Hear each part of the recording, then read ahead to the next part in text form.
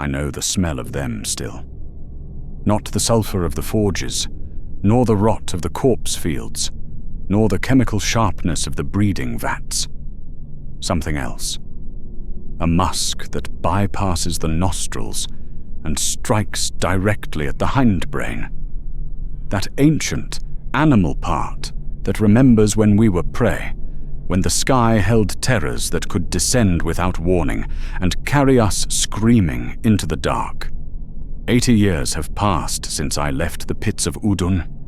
I have lived in the far fields of the east, among simple folk who do not know my name or my crimes. I have tended goats, mended fences, tried to forget. But I still wake with that smell in my nose, and I still see, in the dark behind my eyelids, the moment when the Witch King turned his hood toward me, and I understood that I hadn't been raising beasts. I had been preparing the doom of the West. You have seen them in flight. Everyone has, in the stories that are told now in Gondor and Rohan, in the nightmares that follow the telling. You have seen the shadows pass over the moon, the winged silhouettes that blotted out the sun at the Pelennor fields. You have heard the screaming of men when the Nazgûl descended, the breaking of spears, the scattering of armies before the terror from above. But you haven't seen them being born. You haven't stood in the blood slime while they tore their way out of eggs the size of wine barrels. You haven't heard the wet, rasping scream of a creature that knows, from its first breath, that it hates everything that lives. You have not taught them to hunt, to kill, to carry the Ringwraiths on their backs. You have not looked into the oil-yellow eyes of a monster you raised from birth and seen your own reflection there, not as master, but as meat. My name is Hava, or it was. I was a veterinarian in the lands of Rhûn, before the Dark Lord's wars swallowed the East. I healed horses. I birthed foals in the spring meadows. I knew the anatomy of beasts better than my own. Knew how to calm a frightened animal with the pressure of a steady hand and the tone of a trustworthy voice. That is why they took me. That is why I lived when others died. Because Sauron needed a man who understood sinew and bone, who could look at a creature in agony and see not meat, but machinery to be repaired, who could midwife monsters. I trained the Nazgûl's fell beasts. I raised them from the shell. I taught them to spread their wings and carry the weight of the dead. I touched their scaly hides when they would have killed anything else that came near. And in doing so, I taught them to hate me most of all. That was the secret. That was the training. You could not break their spirits. These things had no spirits in the way you understand. They were hate given form, bred from stock that Sauron had been corrupting for centuries. Cave worms from the northern wastes, fell hawks from the peaks of the Efelduath, things that crawled in the lightless deep where no honest creature ventured. Crossbred, twisted, enhanced with sorceries I did not understand and did not want to understand, until what emerged from the eggs was wrong. They came out wet and squealing, blind, too large for their own skin, bulging with tumors of muscle and patches of scales that hadn't decided if they were feather, horn, or something else entirely. The first time I saw a hatching, I nearly vomited. It was not disgust, exactly. It was the instinctive revulsion of a living thing confronted by something that should not exist, a violation of the order of nature that my soul recognized before my mind could process it. Fix them, the overseer said. He was an orc of higher breed than the common soldiers, with something almost like intelligence in his small eyes. The weak ones die, the strong ones fly. You make the weak ones strong. I learned the anatomy. I had to. They were not like birds, though they had wings, leathery membranes stretched between elongated finger bones. pterosaurian, ancient. Not like reptiles, though they had scales. Not like mammals, though they suckled blood rather than milk. They were a perversion of all three, stitched together with dark craft and malevolent intent. And they hated. From the moment they drew breath, they hated. I remember the first one I saved. It had caught its wing membrane on the jagged edge of the nesting crate, tearing a gash that would have festered and killed it within days. I approached it with needle and gut thread, my hands shaking. It was the size of a large dog then, all awkward angles and damp membrane. It hissed when it smelled me, a sound that came from somewhere lower than the throat, a wet, bubbling promise of violence. I stitched the wound. It took 3 men to hold the creature down while I worked. It screamed, not a cry of pain, but a sound of such concentrated fury that 2 of the handlers soiled themselves. But I worked quickly, the way I had once sutured the leg of a prize stallion. When I finished, I expected it to tear my throat out. I had my knife ready for that, ready to end it and myself before it could feast. Instead, it looked at me. Eyes like pools of yellow oil, slit-pupilled, reflecting the torchlight with a metallic sheen that wasn't natural. It studied me with an intelligence that chilled me worse than its rage. It knew me. It marked me. Not as friend, never that, but as food source, as necessity, as the thing that stopped the pain. That was the beginning. That was how they trained us. We built the rookeries in the eastern arm of the Dúth, where the thermals rising from the molten plains allowed the beasts to glide without effort. High cliffs honeycombed with caves, each cave sealed with iron bars, the floors sloped so the filth would drain into chutes that led to the ash plain below. There were 30 of them eventually, 30 of those creatures, maturing, growing, their wingspans stretching 20 feet, then 30, their bodies bulking with corded muscle that could carry an armored wraith and his gear for leagues without resting. They never stopped hissing. When they slept, and they slept rarely, their breathing was a wet, rattling sound, like bellows working in a forge. When they woke, they screamed at the dawn, not because the light hurt them, but because the existence of light offended them. And I tended them. I fed them. I cleaned their wounds when they fought each other, which was constantly vicious, territorial battles that left the caves painted with black blood. I learned their individual temperaments, though temperament suggests too much nuance. Some were merely murderous, others were inventive in their malice, playing with their food. Rats, goats, sometimes orcs who had displeased the overseers, tearing wings off first, watching them try to crawl away before the final strike. There was one, the largest, that I called Morgul in my own mind. Not to its face. It was the color of old bruises, purple-black, with a crest of bone along its spine that looked like a crown.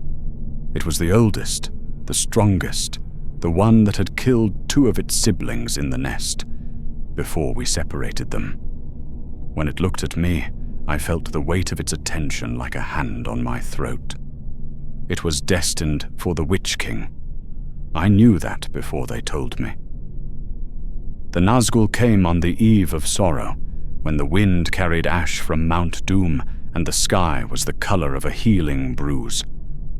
We knew they were coming because the beasts went silent. 30 creatures that had never stopped hissing, that screamed from dusk till dawn, suddenly went as quiet as the grave. We felt them before we saw them. A cold that had nothing to do with winter, a pressure against the temples, the instinctive urge to fall to our knees and hide one's face. The other handlers, all orcs except for me, prostrated themselves immediately. I stood frozen, holding a bucket of offal, unable to move. They came up the cliff path on foot, though they had no need to walk.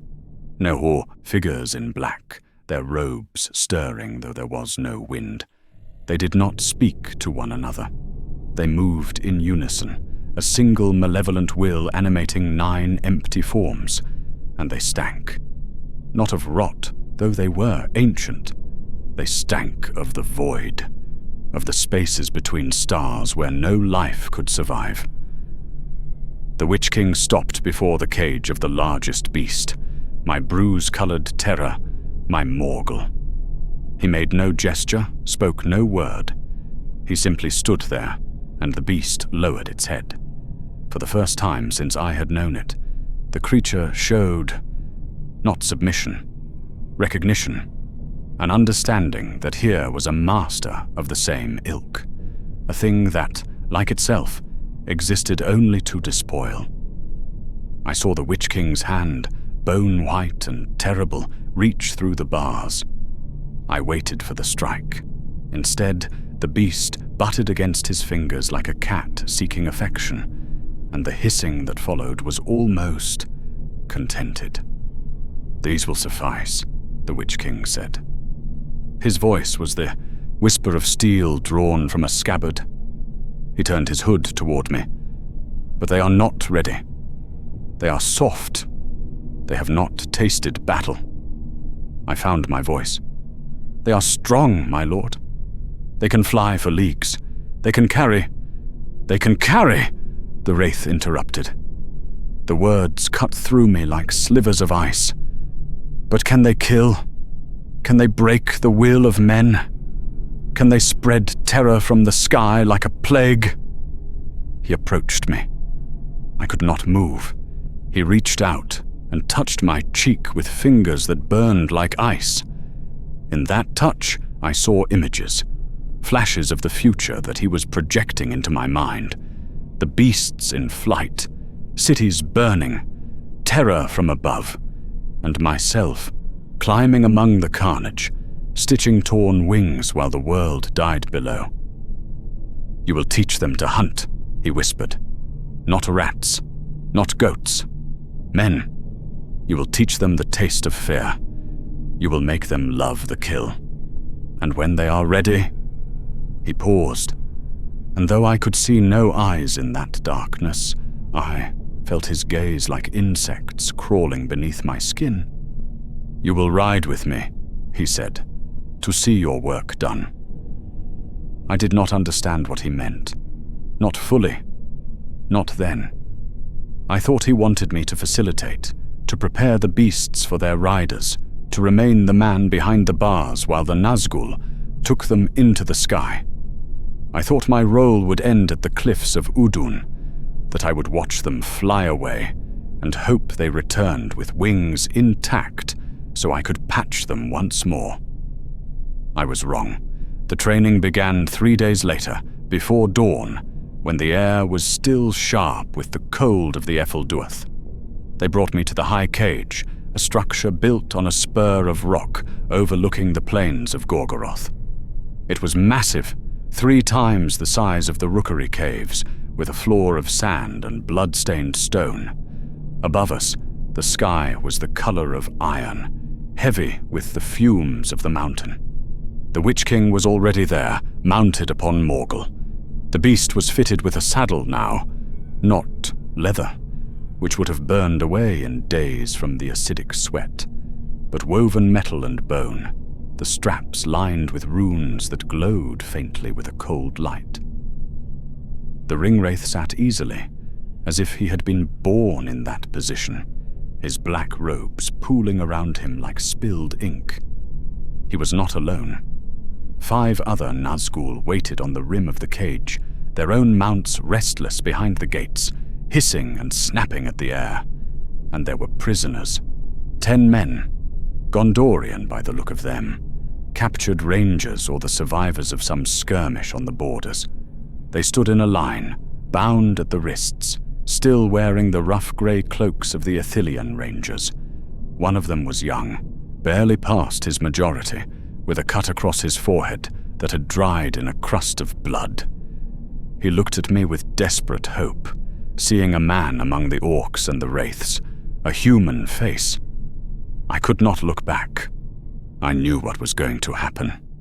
I knew it with the certainty of a man who has spent 5 years tending these creatures, who has seen what they do to goats when they are bored.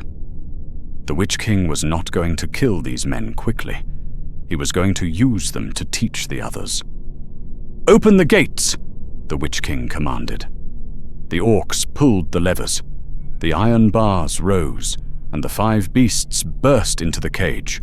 Not Morgul, who remained still as stone beneath his master, but the younger ones, the ones barely mature, their wings still tipped with the grey membrane of adolescence.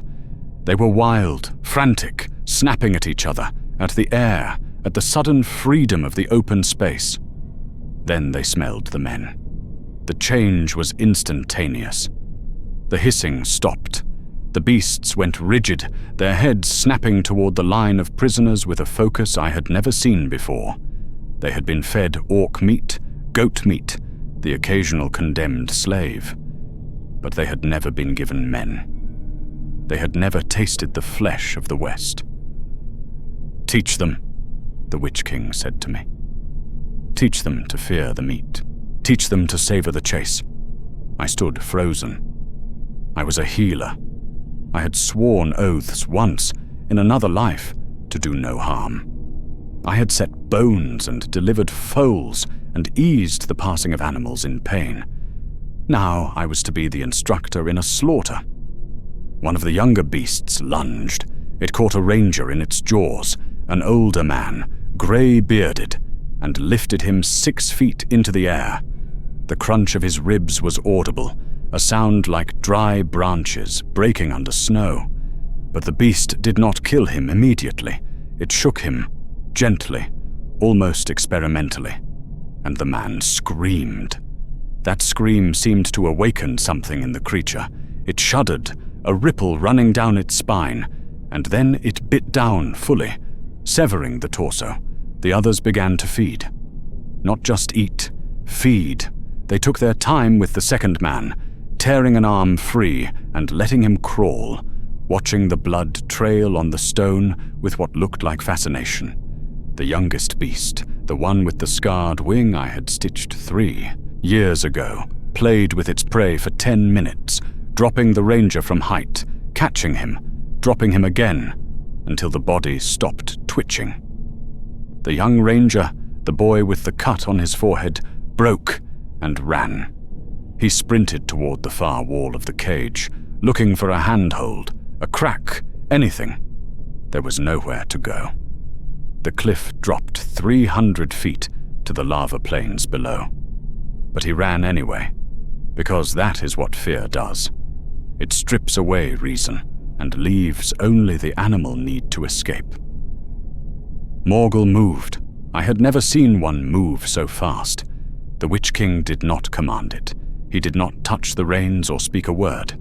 The beast simply folded its wings and dropped from its perch, falling like a stone until it snapped its wings open 10 feet from the ground. The wind of its passage knocked the boy sprawling. He rolled, tried to rise, and then the talons closed around his waist. Morgul did not kill him. It carried him up toward the iron clouds, the boy dangling, upside down, screaming. The Witch King sat motionless in the saddle, his hood turned toward the shrinking figure, and I saw his hand raise, not to command, but to point, at me. "Bring him back," the gesture said. "Let him see." Morgul dove. The descent was steeper than physics should have allowed, a plummet that would have torn the wings from any natural bird. At the last possible second, the beast pulled up, dropping the boy from 20 feet onto the sand of the cage. He landed badly. I heard his leg break, a sharp crack that cut off his screaming. He lay there, gasping, trying to drag himself away with his elbows, his eyes fixed on me. "Please," he whispered. "Please, sir. Please." I had needle and thread in my pocket. I had poultices that could ease pain. I had spent 30 years learning how to stop suffering. I stood there and watched as Morgul landed, folded its wings, and began to eat the boy's legs, starting at the feet and working upward. The boy screamed my name, or what he thought was my name. Or perhaps he was just screaming. The Witch King spoke.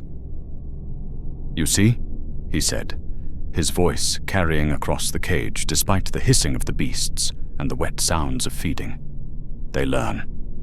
They learn that the two-legged ones are slow, that they break easily, that they taste of fear, and that fear is the sweetest meat." He turned Morgul toward me. The beast's muzzle was painted red, its teeth clogged with fabric and flesh. It hissed, and the sound was different now.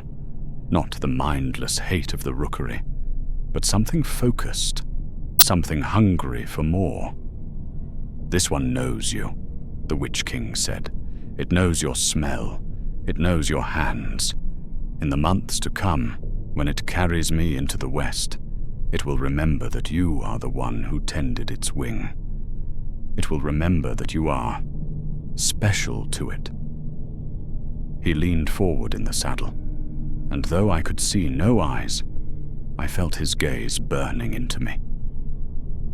"And when the war is won," he whispered, "perhaps it will hunger for one last taste of the familiar.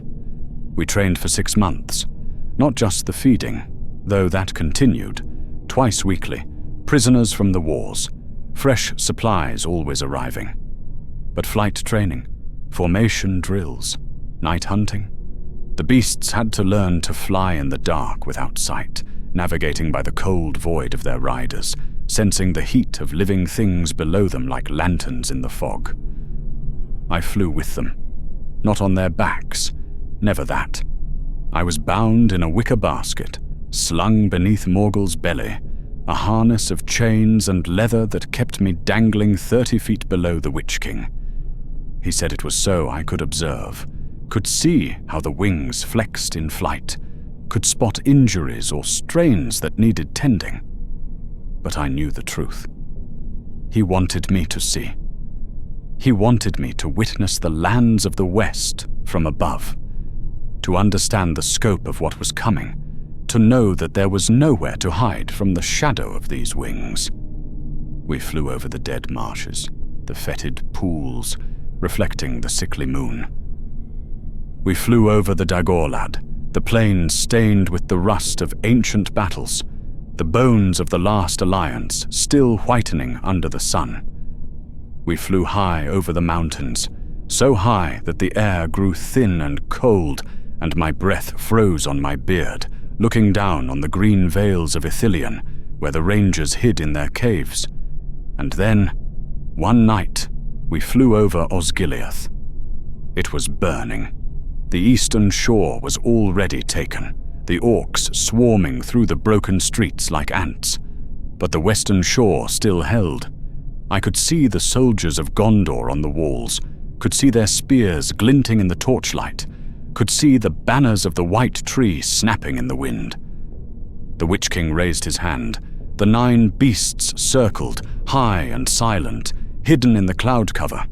Down below they were looking for orcs, for siege towers, for the enemy they knew. They were not looking up. "Watch," the Witch King said. We dove. 9 shadows fell from the sky like arrows, of pitch. The sound came first, not the scream of the beasts, but the wind of their passage, a shriek of displaced air that made the soldiers look up, made them point, made the color drain from their faces even before the terror took hold. The first man died without seeing what killed him. Morgul's talons punched through his shoulders, lifting him screaming into the air, tearing him in half against the stone merlon. The other beasts struck the walls in a coordinated assault, not randomly, but with tactical precision, hitting the points of defense, the archers, the commanders, the men holding the gate mechanisms. I saw a captain of Gondor, a tall man in silver armor, rally his men. He stood on the parapet, shouting orders, forming a shield wall. He was brave, I have to give him that. He looked up at the descending shadows, and he did not run. The Witch King drew his sword. It was not a blade of steel, but of cold, a memory of ice that burned with the absence of heat. He pointed it at the captain, and Morgul shrieked, a sound I had never heard it make before, a hunting cry that seemed to vibrate in the marrow of my bones. The captain's sword shattered. I saw it happen. One moment he was raising it to parry, the next it was dust falling from his nerveless fingers. He stood empty-handed, staring up at the hooded figure on the winged terror, and then Morgul was upon him. But the Witch King did not strike the killing blow himself. He reined the beast back at the last second, hovering, spreading the shadow of his wings over the man. And he spoke. I do not know what he said. It was in the black tongue, or in some older language, but I saw the captain's face crumple. I saw his will break, his courage evaporate, his sanity flee. He threw himself from the wall. We did not stay to see the city fall. That was not our purpose, not yet. This was a test, a demonstration, a sharpening of the blade. We wheeled and rose, climbing back into the clouds, leaving the screaming behind us. Below, Osgiliath burned brighter. My hands were bleeding. I had gripped the chains of my harness so hard that the iron links had cut into my palms. I looked up at the belly of the beast above me, at the scales I had treated when they were cracked, at the saddle I had helped design. I had built this. I had raised this creature. I had enabled this night of terror. Morgul banked, and for a moment, upside down in the basket, I met the eye of the Witch King. He nodded at me. A single, slow inclination of that terrible hood. Well done, he whispered on the wind. They fly true. The war came, as he promised. The mustering at Minas Morgul, the darkening of the sky, the great army that poured forth like poison from a wound. I marched with the baggage train, not as a slave now, but as a specialist, valued, protected. I carried my tools in a chest of mithril, needles, sutures, the bone saws for when wings needed trimming, the cauterizing irons for when flesh would not stop bleeding. I was there when we came to the Pelennor fields. I had seen maps in my youth, in the libraries of Rhûn before the shadow fell. I had seen drawings of the White City, Minas Tirith, the Tower of Ecthelion. Nothing prepared me for the reality of it. The massiveness of the stone, the ancient strength of the walls, the banners of the stewards defiant against the gathering storm. It was beautiful. It was terrible. It was the last light in a world going dark, and we came to extinguish it. The army spread across the plain like a tide of ink. Siege towers, catapults, thousands upon thousands of orcs. But the Nazgûl did not attack. They waited on the ridge, patient, while the rams beat against the gates and the arrows darkened the sky. They waited for despair. It came on the third day. The gate broke. The Witch King entered first, on foot, his beast left behind in the terror of the walls. I was at the camp, waiting, tending to two of the younger beasts who had taken arrow wounds in, their wings from Gondorian longbows. I was not supposed to see the battle, but when I heard the horns, Rohan, the riders of Rohan, I could not stay away. I climbed to the high ridge where the fell beasts waited, guarded by a handful of orcs who knew better than to question me. From there, I could see the entire field. I could see the charge of the Rohirrim, the white horses breaking upon the black lines like a wave of foam. I could see the Witch King step forth from the broken gate, could see him raise his hand and stop the heart of the king who challenged him. And then I saw the sun. It was setting, dipping toward the horizon, turning the western sky into a forge of gold and crimson. The light struck the white walls of the city, and they blazed like beacons. For a moment, just a moment, I thought we would lose. The orcs were wavering. The Rohirrim were singing. The terror of the Nazgûl had been broken by courage and the coming of the dawn. But Morgul and the others were mounting. The Ringwraiths returned from the gate, rising into the air, their beasts screaming that hunting cry that turned blood to ice. They wheeled over the battlefield, and the tide turned. The horses of Rohan went mad, throwing their riders, stampeding. The lines of Gondor broke where the shadows passed overhead. I watched the Witch King hunt. He did not strike at the common soldiers. He sought the leaders, the banners, the hearts of resistance. I saw him dive upon a man in green and white. Prince Imrahil of Dol Amroth, I learned later. And only the prince's skill with his shield saved him from the talons.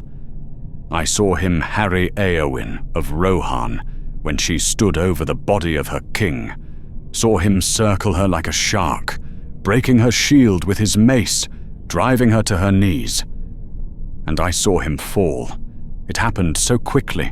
A hobbit stumbling from the wreckage of the battle, a woman with a broken arm, rising from where she had been thrown, a sword that was not a sword, but a shard of Númenor, gleaming with the light of the sun that should not have been able to touch him. The Witch King raised his mace for the killing blow. The woman, Éowyn, shield maiden, struck. Her blade caught the sinew of his knee, and the great lord of the Nazgûl, the Black Captain, stumbled. Morgul shrieked. It was not a hunting cry, it was grief, it was rage, it was the sound of a beast whose bond with its master ran deeper than slavery, deeper than training, into something almost like love. The beast dove, talons extended, meaning to tear the woman's head from her shoulders. But the hobbit was there, Merry Arduk of the Shire. He stabbed upward with a blade of Westernesse, catching the beast behind the foreleg, in the soft scale I had always meant to reinforce, but never did. Morgul convulsed. I saw it from the ridge, saw the wing falter, saw the great purple-black body spin out of control. It crashed into the battlefield, crushing orcs and men alike, and the Witch King was thrown clear. I was already running. I ran down the slope, through the chaos of the battle, through the lines of fighting and dying. I had no weapon. I had no purpose but to reach him, to reach them. The wing I had stitched, the saddle I had designed, the beast I had raised from the shell. I found them in the wreckage. Morgul was dying. The blade had pierced its heart sac, the great muscle that drove its wings. It lay on its side, its breathing a wet, labored hiss, its yellow eyes dimming. The Witch King stood over it, or tried to.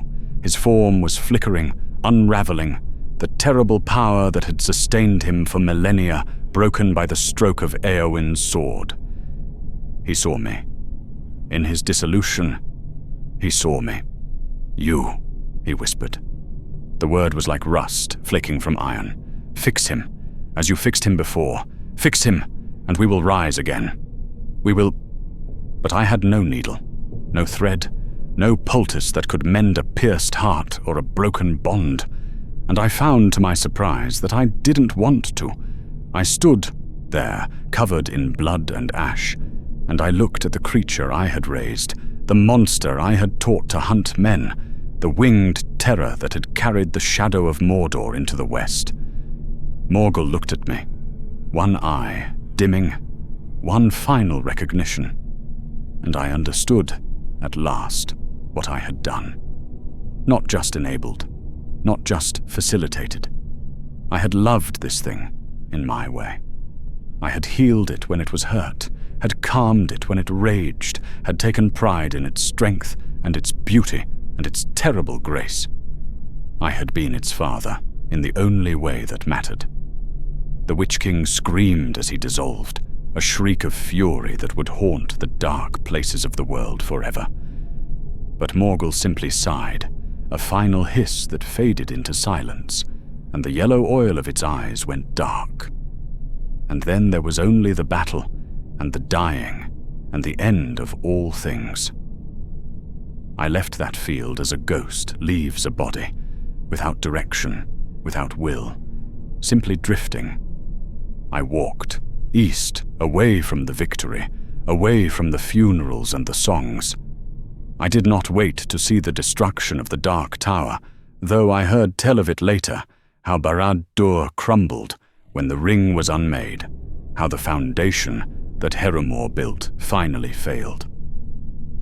I walked until the mountains were behind me, until the plains of Rhûn opened before me, until I found a village that had never heard the name Sauron, and never feared anything darker than winter wolves. I settled there. I dug a garden. I tried to forget the smell. But I still wake sometimes, in the dark before dawn, and I feel talons closing around my waist. I feel the wind of the dive. I hear the wet, rasping hiss of a creature that should never have been born, that I helped bring into the world, that I taught to hate. And I remember the boy, the young ranger with the cut on his forehead, who looked at me with hope, who screamed my name while the beast I raised ate his legs. I was a good veterinarian once. I healed things. I eased pain. I looked at a broken creature and saw not evil, but a necessity. Not a monster, but a patient. That is my confession. That is my crime. I looked at Morgoth's works, at Sauron's designs, at the fell beasts that would break the world, and I saw only animals in need of care. I fixed their wings. I soothed their rage. I kept them flying. And because I did, the Witch King fell upon the Pelennor. Because I did, Osgiliath burned.